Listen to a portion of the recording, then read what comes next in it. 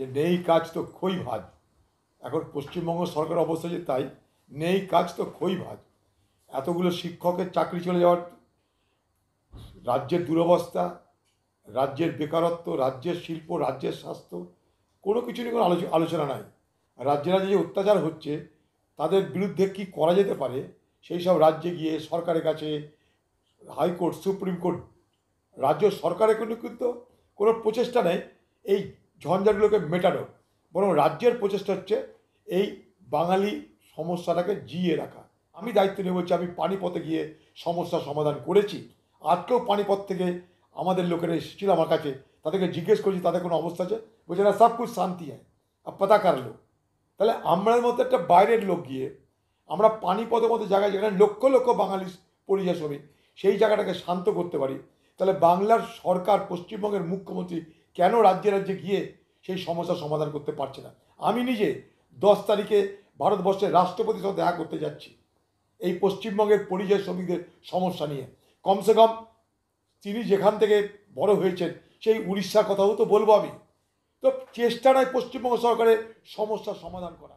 মমতার এই কথা শুনে ভিক্টোরিয়ার সামনে দাঁড়িয়ে থাকা ঘোড়াঘাড়াও হাসছে।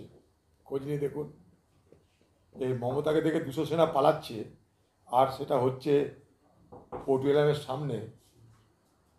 মমতার এই কথা শুনে ভিক্টোরিয়ার সামনে যে ঘোড়াগুলো আছে সেগুলো হাসাহাসি করছে।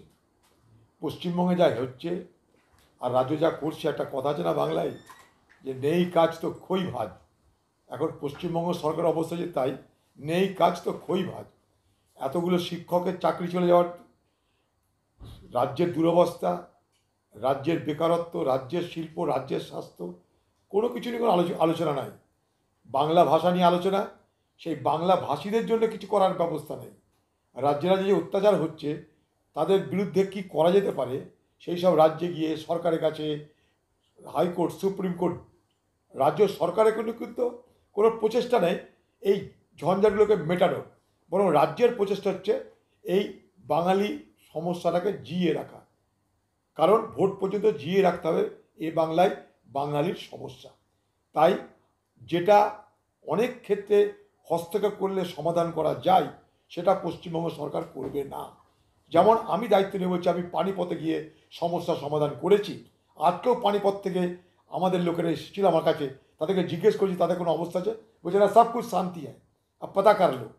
তাহলে আমরা মতো একটা বাইরের লোক গিয়ে আমরা পানিপথের মতো জায়গায় যেখানে লক্ষ লক্ষ বাঙালি পরিযায়ী শ্রমিক, সেই জায়গাটাকে শান্ত করতে পারি।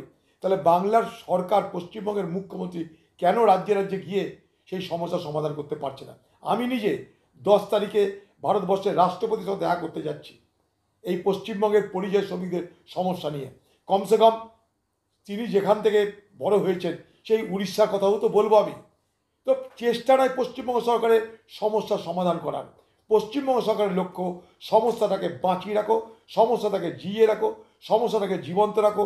কারণ তাহলেই আমাকে অন্য প্রশ্নের উত্তর দিতে হবে না। চাকরি নেই তার উত্তর দিতে হবে না, শিক্ষাক্ষেত্রে আজকে দুরবস্থা তার উত্তর দিতে হবে না, স্বাস্থ্য, শিল্প, কোনো ঝুট ঝামেলার উত্তর দিতে হবে না।